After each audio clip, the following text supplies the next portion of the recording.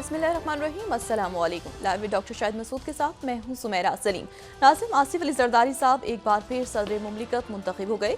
नौ मुंतखब सदर की तकरीब हल्फबरदारी कल होगी। चीफ जस्टिस साहब नौ मुंतखब सदर से हल्फ लेंगे, जबकि वज़ीर आज़म शहबाज शरीफ साहब ने भी आसिफ अली ज़रदारी साहब को मुबारकबाद दी। सदारती इंतखाब के बाद मीडिया से गुफ्तगू में महमूद खान अचकज़ई साहब ने कहा कि सदारती इलेक्शन अच्छे माहौल में हुए, पहली बार वोट बेचा या खरीदारी नहीं गया, ये नए दौर का आगाज़ होगा। इसके अलावा भी दीगर मौज़ूआत पर आज हम गुफ्तगू करेंगे। स्टूडियो में हमारे साथ मौजूद हैं डॉक्टर शाहिद मसूद। अस्सलाम वालेकुम डॉक्टर साहब। वालेकुम जी, आपको भी। डॉक्टर साहब, पाकिस्तान पीपल्स पार्टी आसिफ अली ज़रदारी साहब भारी अक्सरियत से दूसरी मरतबा मुल्क के सदर मुंतखब हो गए, क्या कहेंगे? जी, एक्सपेक्टेड था और जाहिर है कि महमूद खान अचकज़ई साहब ने बड़े यानी ये दोनों शख्सियात आपस में इनके बड़े पुराने और गहरे ताल्लुकात रहे हैं।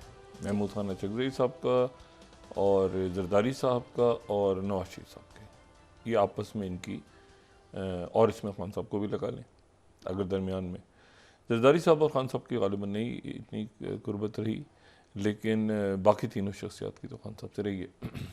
ज़रदारी साहब की भी रही है। मेरा नहीं ख्याल कि कोई कभी इनमें कोई तलखी ऐसी बात सुनी हो, लेकिन ये है कि बहरहाल सियासत है और ये कहीं से कहीं मतलब ये बड़ी अजब सी बात है कि अचकज़ई साहब का मुकाबला ज़रदारी साहब खड़े हुए और अचकज़ई साहब खड़े हुए इमरान खान साहब की जमात और सुन्नी इत्तेहाद के।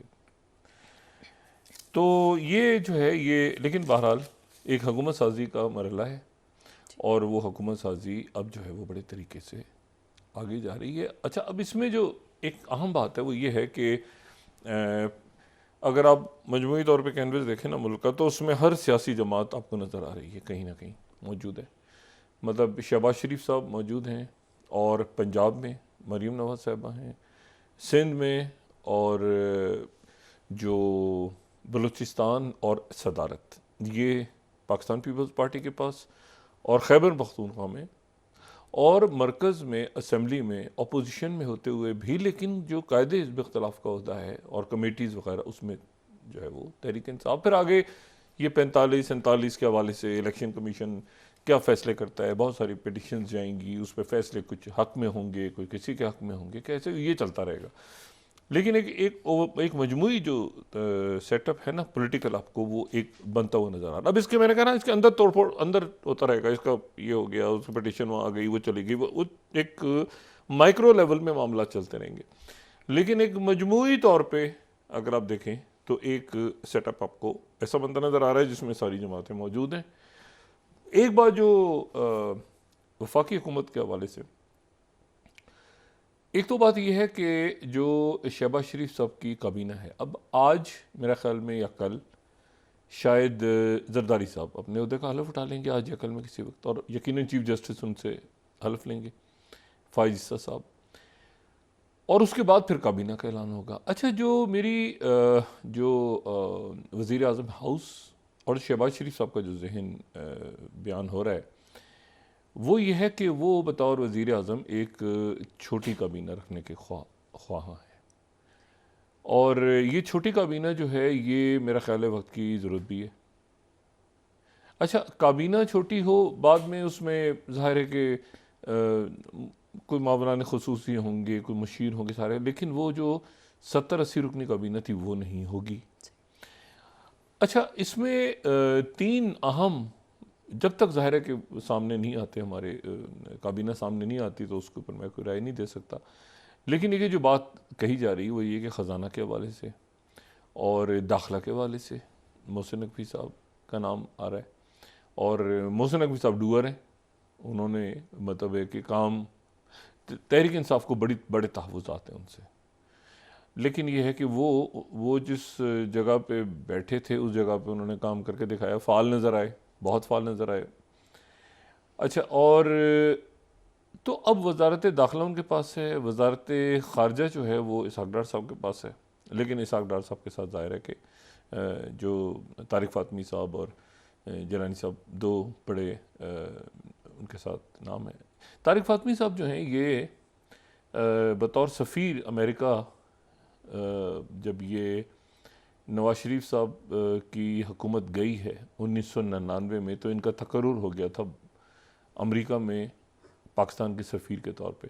तो यानी ये जब ये वाक़या हुआ है ना 12 अक्टूबर वाला, 12 अक्टूबर 1999 को ये अमेरिका में पाकिस्तान के सफ़ीर के तौर पे वहाँ पे ये ज्वाइन कर चुके थे, ज्वाइन करने जा रहे थे। तो उसके पीछे जो है वो मामला ऊपर नीचे हो गया, यानी कि मुशर्रफ साहब ने 12 अक्टूबर हो गया यहाँ पे। तो तारिक फ़ातमी साहब जो हैं वो सफारतकारी के हवाले से उनका एक तजर्बा है, उनका एक अपना अंदाज़ है, तो वो खारजा के हवाले से वो हो गया। ख़जाना के हवाले से नाम आ रहे हैं, मुख्तलिफ औरंगज़ेब साहब का नाम आ रहा है, तो वो एक टीम बन रही है। दाखिला के हवाले से इधर आ रहा है। अब ये देखना है इसमें कि एक तो काबीना कितनी बड़ी बनाते हैं शहबाज शरीफ साहब, कुछ ना कुछ तो जाहिर है कि मरकज़ में उनके मुस्लिम लीग के वो लोग जो कि यानी जीते हैं कौमी असम्बली की सीट्स वो, और कुछ जो नहीं जीते वो भी बतौर मशीर या वो, लेकिन हतमी तौर पे नाम सामने आ जाएं तो फिर हमें आइडिया होगा। और फिर ये कि एमक्यूएम उसमें अभी शामिल होगी या बाद में शामिल होगी, और पीपल्स पार्टी बाद में शामिल होगी। पीपल्स पार्टी जब बाद में शामिल होगी तो उनके पास कौन सी वजारतें ऐसी रह जाएंगी? 3 तो मुस्लिम लीग नून के पास भी आई हैं, नहीं आई, क्या हुआ पता नहीं, बहरहाल जितनी भी आई हैं। लेकिन यह है कि बाकी फिर पीपल्स पार्टी के लिए कौन सी वजारतें होंगी, ये अगली उसमें अगली किस्त जब आएगी तो देखा जाएगा। लेकिन यह है कि एक बात जो अहम है वो ये है कि सारी ही जमातें जो है वो इस वक्त कहीं ना कहीं मौजूद हैं, ठीक है, और वो बात भी कर रही हैं। अच्छा, जो जमातें नहीं हैं, मिसाल के तौर पे फजलुर रहमान साहब इस सिस्टम का हिस्सा नहीं है, लेकिन उनकी जो आवाज़ है वो कवि आवाज़ मौजूद है बाहर, अचकज़ई साहब की आवाज़ मौजूद रहेगी, और इसी तरह से जो है वो सिराजुल हक साहब की आवाज़ें मौजूद रहेंगी। हमेशा सारी ही जमातों का तो आना ज़रूरी नहीं होता सिस्टम के अंदर, लेकिन ये कि बड़ी जमातें जो हैं वो सिस्टम में किसी न किसी तरह से मौजूद हैं, और इसमें ये 45 और 47 का चक्कर चलता रहेगा, क्योंकि इसके मुतासरीन जो हैं वो सिर्फ तहरीक इंसाफ नहीं है, इसके मुतासरीन जो हैं, मुतासरीन 45 और 47 में जो है वो सभी हैं। उसमें मुस्लिम लीग नून भी तो है, उसमें वो भी तो, उनके भी तो, वो अब वो कह नहीं पा रहे तो अलग बात है, लेकिन वो खामोशी से तो कह रहे हैं ना कि भाई क्या हो गया, या कैसे, यहाँ कैसे, वो कैसे। इसी तरह से पाकिस्तान पीपल्स पार्टी के अलावा इसमें मुतासरीन जो हैं वो मुस्लिम लीग नून के भी काफ़ी हैं, और इसमें अब देखना यह है कि जो एक सूबा है जो खैबर पख्तूनख्वा, वहाँ पे तहरीक इंसाफ की हुकूमत है, और उनके पास एक हुकूमत तो आ गई, ठीक है, और उनके वज़ीर आला भी बन गए, और वो एक ऐसा सूबा है जहाँ पे उसके हर सूबे की अपनी हसासियात होती हैं और अपने मामलात होते हैं। तो ये देखना है कि अब ये किस तरह से पुरसकून अंदाज में, क्योंकि इंतशार नहीं होना चाहिए, बाकी जो है ना वो तनकीद और बयानात और ये सब, लेकिन जो इंतशार की कैफियत है ना वो मेरा ख्याल है कि नहीं है और होनी भी नहीं चाहिए। और ये तमाम आप देखें कि ये जो इलेक्शन पे बड़े सवाल उठे हुए हैं, इस इलेक्शंस के ऊपर बड़े सवाल हैं, लेकिन उन सवालों का जो हमारे पास वो इजहार हो रहा है, वो इजहार हो रहा है अदालतों के ज़रिए, ईवानों के ज़रिए और बयानात के ज़रिए। ये ठीक है, लेकिन सड़कें नहीं बंद हो रही। यानी मुल्क में ऐसा नहीं हो रहा कि जी इंतशार फैल जाए और कहीं घिराव जलाओ और आग लगा दो और ऐसे, ये नहीं हो रहा। तो जब तक, क्योंकि आपकी मईशत और आपकी जो सिक्योरिटी चैलेंजेस हैं वो इस वक्त मुतहम्मिल ही नहीं हो सकते कि जो मैंने कहा ना, इतना ठीक है कि जी टीवी टॉक शोज़ में वो बात करें आके, और लेकिन फिर वो कथारसिस के लिए ज़रूरी है कि मीडिया को ज़रा थोड़ा सा मौका दिया जाए उनको भी बात करने का, और मेरे ख्याल से मौका दिया जा रहा है। वो तकरीबन तमाम ही जगहों पे तहरीक इंसाफ भी बात कर रही है, और उनके जो रहनुमा हैं वो भी बात कर रहे हैं, मुस्लिम लीग नून के लोग भी बात कर रहे हैं, पीपल्स पार्टी, तो सारे, तो आने वाले दिनों में ये चलता रहेगा सिलसिला, आपस में ज़ाहिर पॉलिटिकल स्टेटमेंट्स भी आएंगी, सब कुछ होगा, लेकिन ये है कि उसके नतीजे में इंतशार वाला जो कैफियत है ना, इंतशार की कैफियत, या ये कि हिजान बपा हो जाए मुल्क में, ऐसा मेरा ख्याल से मामला ना होगा, ना होना चाहिए, ना नज़र आ रहा है। इश्यूज़ क्या हैं कि सोशल अनरेस्ट नहीं होना चाहिए, और सोशल अनरेस्ट नहीं होना चाहिए, और उसकी एक बुनियादी जो इशू है इस वक्त वो मईशत का खड़ा है, जिस पे तमाम ही मेरे ख्याल से मुल्क जो है वो यकसू के देख रहा है कि IMF के साथ, और अगर छोटी काबीना बनती है और ये उसमें मुख्तलिफ जो इक़दाम उठाने जा रहे हैं पेंशन्स के हवाले से, इस ये सारे ये ना कड़वे घूंट पीने पड़ेंगे। और ये कड़वे घूंट अगर पीते हैं तो हम उस पे, लोग कहते हैं ना महंगाई का तूफ़ान आ गया और सर पे जो है वो बम गिर गए महंगाई के, और ये उस वक्त इसका असर ख़त्म हो जाता है जब लोग देखें कि हमारी एलीट क्लास भी जो है वो इस तमाम ये जो भी सूरत हाल बनी हुई है वो भी उसका हिस्सा है। मतलब वो भी हमारे साथ बैठ, वो भी हमारे तरह ही अगर हमारे दरमियान ही अगर इन मसाइल के दौरान हैं तो फिर मेरा ख्याल है कि उसका जो लोगों की तकलीफ़ ख़त्म हो जाती है। लेकिन अगर एलीट क्लास गायब हो जाए और अचानक वो पता चलेगी जी कोई मतलब वो अपने मज़े में लगे हुए हैं और जनाब अरबों रुपए का खर्चा, तो फिर वहाँ से मसाइल खड़े होते हैं।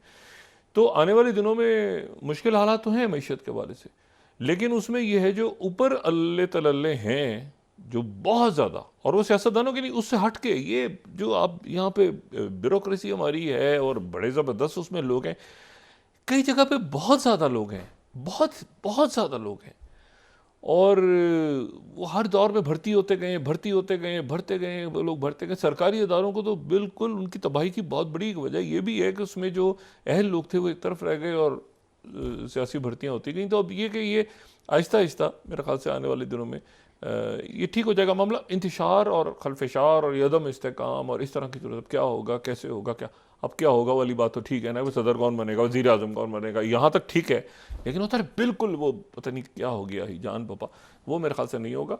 और आने वाले दिनों में अब देखते हैं कि तहरीक इंसाफ की हिकमत अमली क्या होती है, मैंने कहा सियासी हिकमत अमली होगी, अदालतों में क्या रास्ता इख्तियार किया जाता है, और इसमें भी बहुत सारे इफ्स एंड बट्स हैं वो भी आएंगे सामने।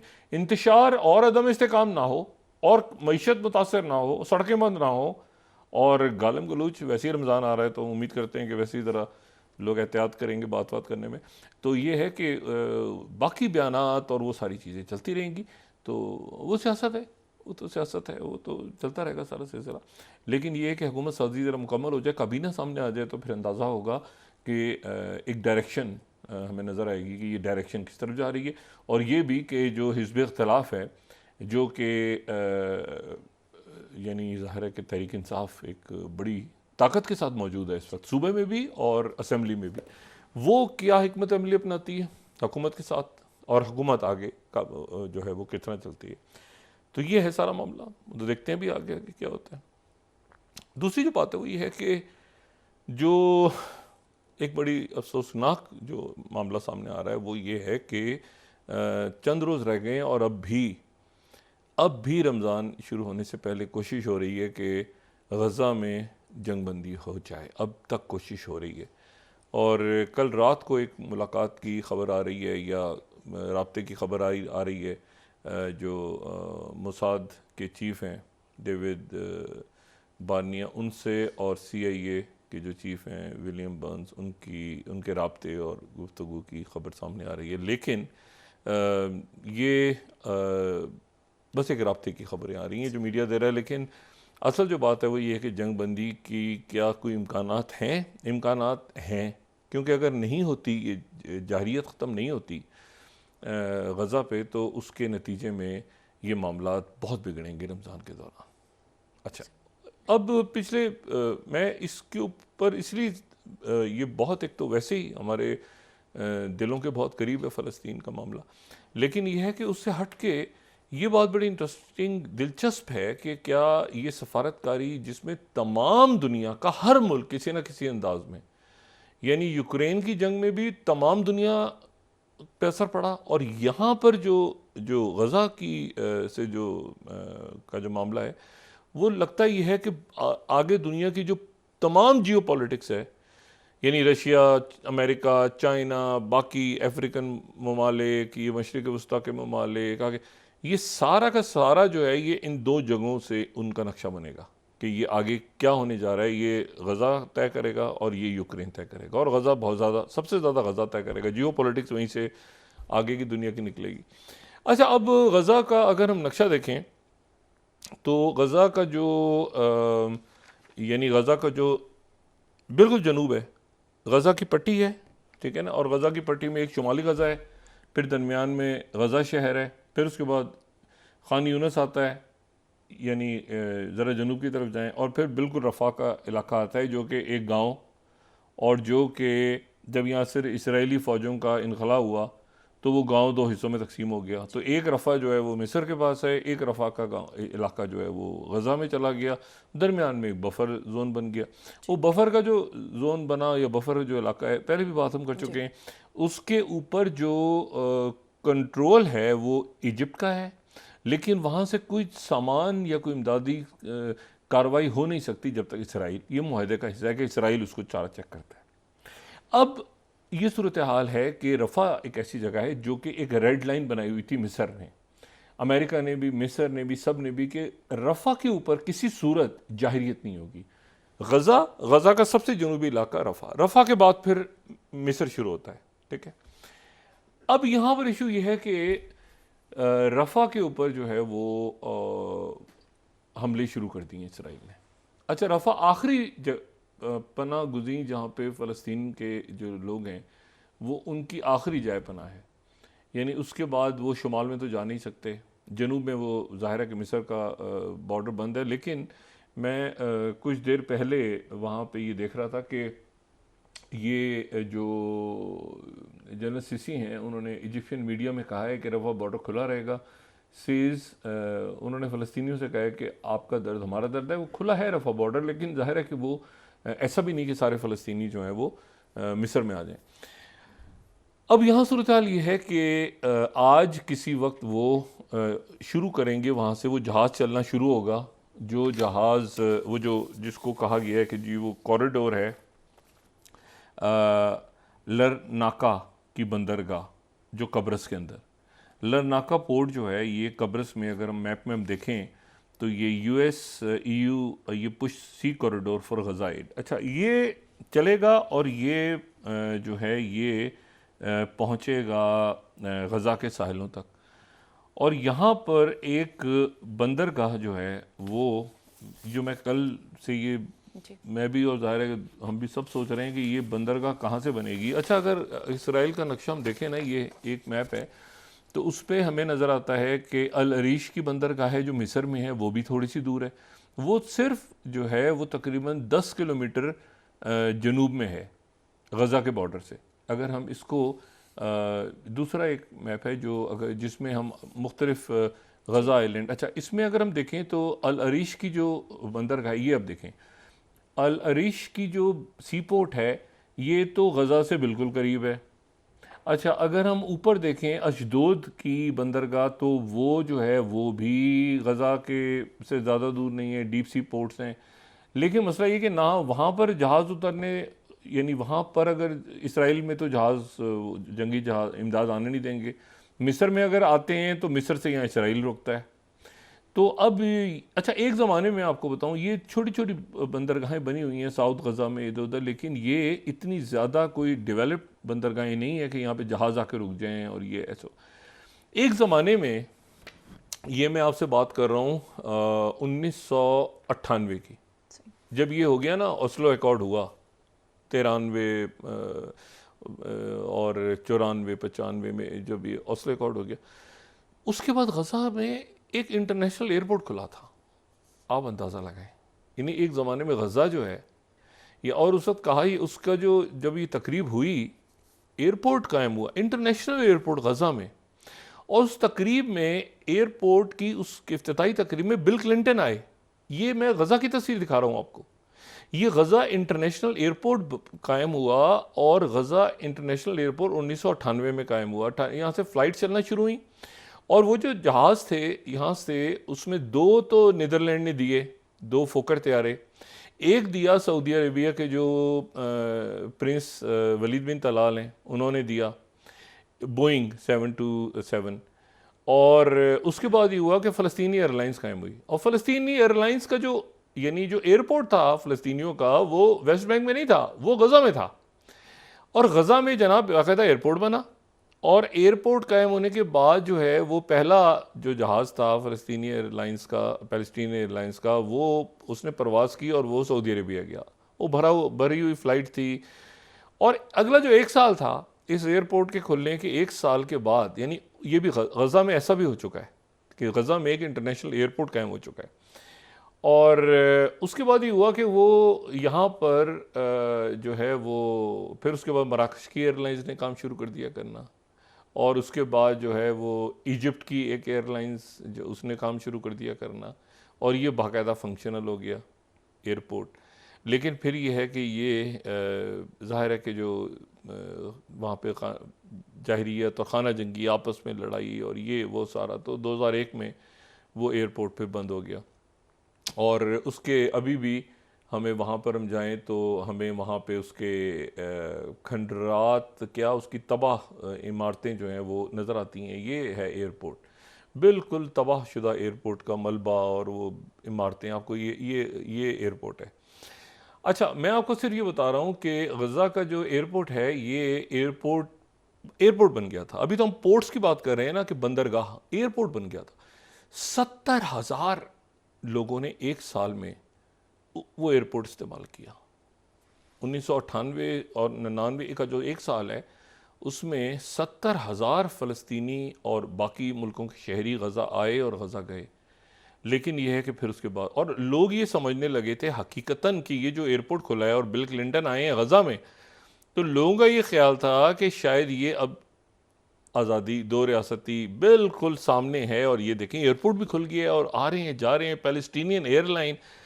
और इसराइल जो है वो ज़ाहिर है कि उस वक्त एक खामोशी थी, उन्होंने इसके ऊपर कोई इतराज़ भी नहीं किया, और ये जहाज़ जो थे इसराइल की एयर स्पेस के ऊपर से फ्लाई करते थे। आप ज़रा सोचें कि इतना आगे जाके वो फिर पीछे हटे हैं ये 2 रियासती हल और आज़ाद फ़लस्तीन के ऊपर से, कि उनकी अपनी एयरलाइंस और अपना एयरपोर्ट, और बिल क्लिंटन गज़ा में आके एयरपोर्ट का इफ्तिताह कर रहे हैं।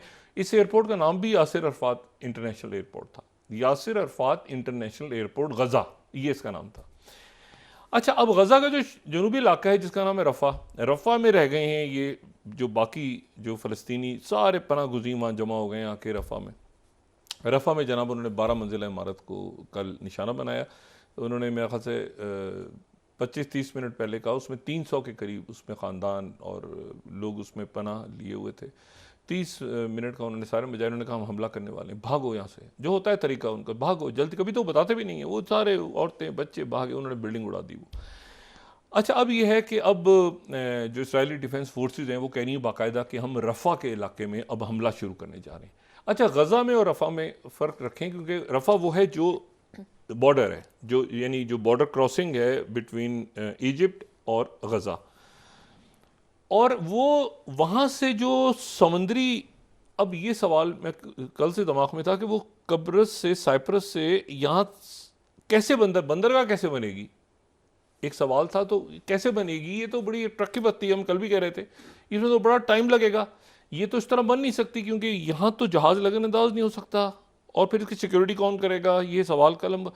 अब जनाब वाशिंगटन पोस्ट जो है उसने ये एक सवाल जो था उसका जवाब आखिरकार हमें दे दिया, और वो वाशिंगटन पोस्ट ने जो जवाब दिया है वो तो बहुत ही ज़्यादा हैरानकुन जवाब है। अगर हम दिखा सकें, वाशिंगटन पोस्ट ये बता रहा है कि जी वो 1000 तो होंगे वहाँ पे, उसमें जो फ़ौज के अमेरिकन ट्रूप्स होंगे 1000, और उसके बाद जो है वो साथ ये बता रहा है वाशिंगटन पोस्ट, अगर हम दिखा सकें उसकी, जी how the US military will use a floating, अच्छा ये तैर रही होगी बस, यानी ये इस तरह से होगी, ये देख रहे हैं ना आप, ये जहाज़ उधर खड़ा होगा और ये तैरते हुए जो फ्लोटिंग पियर है ये इसके तहत ये यानी वो लकड़ी से बिछेगी और वो फिर आगे जाएगी। अच्छा समझ, लेकिन आगे ये जो अगली है इसकी सब हेडिंग है ना वो देखें, construction will take up to 2 months, 2 महीने लगेंगे इसको बनने में, और 1000 अमरीकी फौजी होंगे जो ऑफशोर पे खड़े रहेंगे ताकि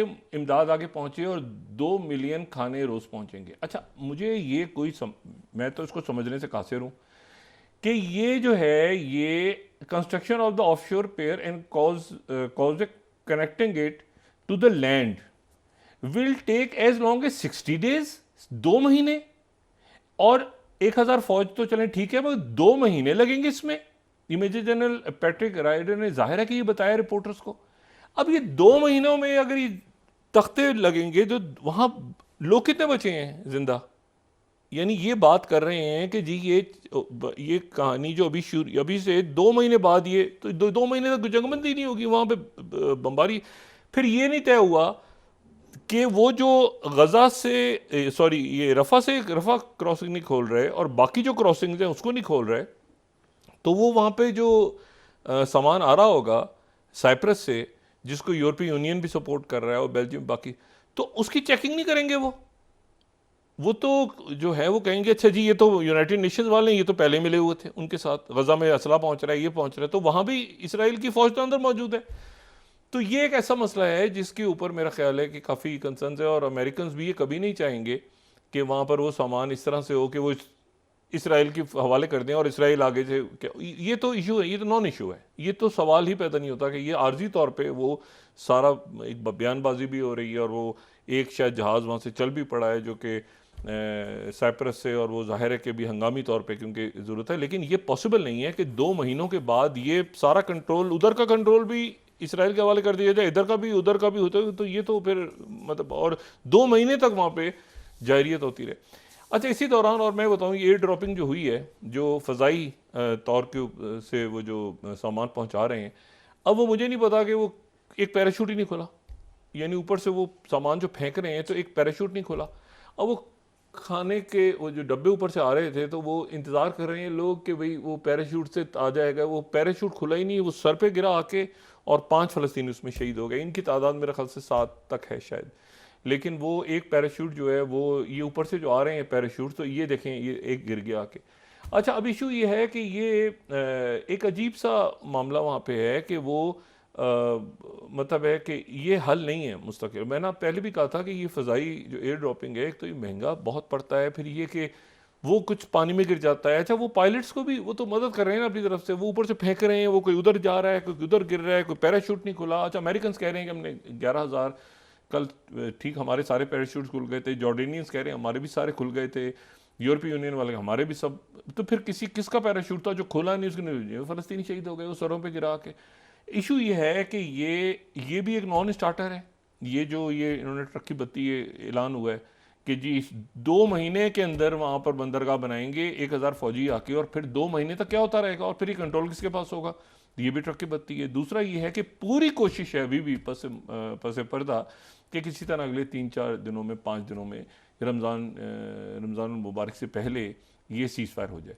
और बज़ाहिर तो हमास के लोग भी चले गए हैं वहाँ से, लेकिन एक कंसर्न बहुत बड़ा मौजूद है पूरी दुनिया में, तुर्की में, अरब ममालिक में, मिस्र में, उर्दन में, ईरान, लेबनान, सऊदी अरेबिया, कि भाई ये, और कतर ख़ास तौर पे।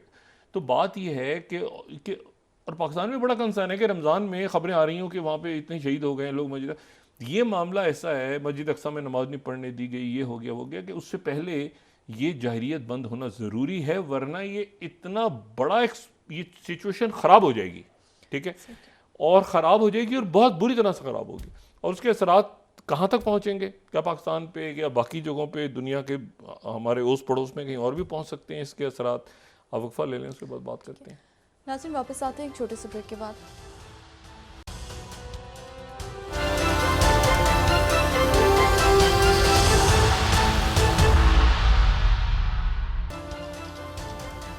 वेलकम बैक नाज़रीन।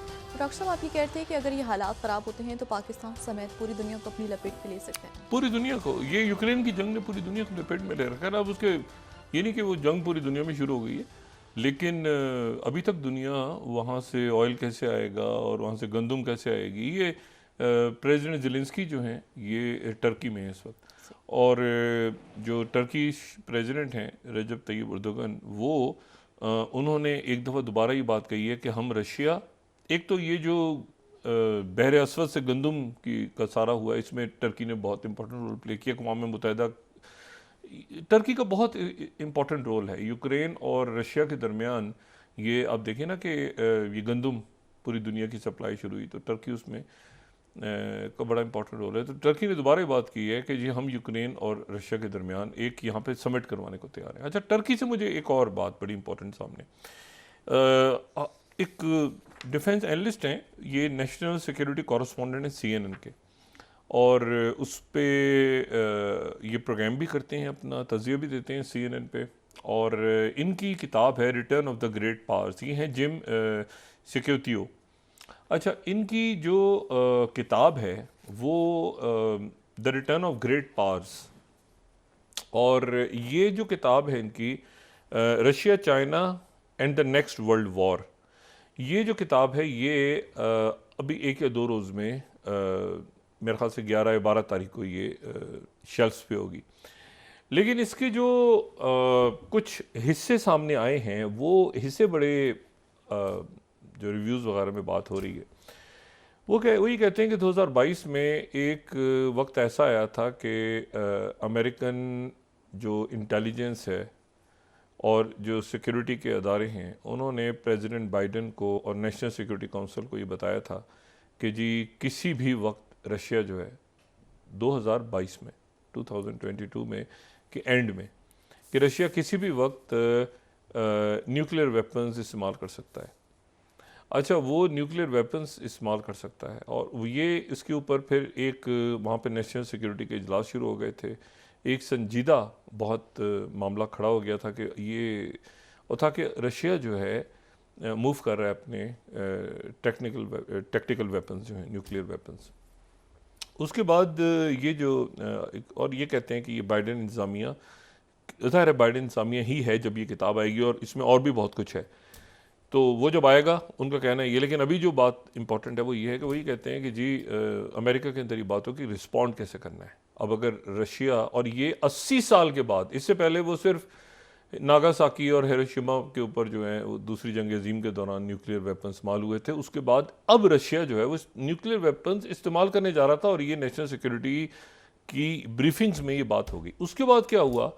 उसके बाद एक तो ये हुआ कि जो बकौल मुसन्निफ के, और ज़ाहिर है कि इस वक्त सारी शख्सियात मौजूद हैं, वो कहते हैं कि सेक्रेटरी ब्लिंकन ने फिर सर्जेई लेवरोव से बात की, और उसके बाद फिर जो चेयरमैन जॉइंट्स थे, उस जो जॉइंट चीफ ऑफ स्टाफ थे मार्क मिली, उन्होंने रशिया के जो अफवाज के सरबराह थे उनसे बात की, और फिर जो CIA चीफ थे विलियम बर्न्स, वो टर्की में इस्तांबुल में उनकी मीटिंग जो है वो हुई रशिया के जो उनका जो फॉरेन सिक्योरिटी एजेंसीज़ हैं उनके सरबराहों से मुलाकात हुई, और इस मामले को कहा गया कि, और फिर साथ ही अमेरिकन्स ने चाइना, इंडिया, ग्लोबल साउथ, अरब ममालिक, इन सब से अमेरिकन्स ने रब्ता किया कि आप पब्लिकली ये बात कहें कि जी न्यूक्लियर जंग नहीं होगी। आपको याद होगा, ये हमें सबको याद है कि ये बात आई थी, चाइना ने भी की थी, सब ने की थी कि जी न्यूक्लियर की तरफ हमें नहीं जाना चाहिए, और लेकिन प्रेसिडेंट पुतिन जो है वो संजीदगी से इससे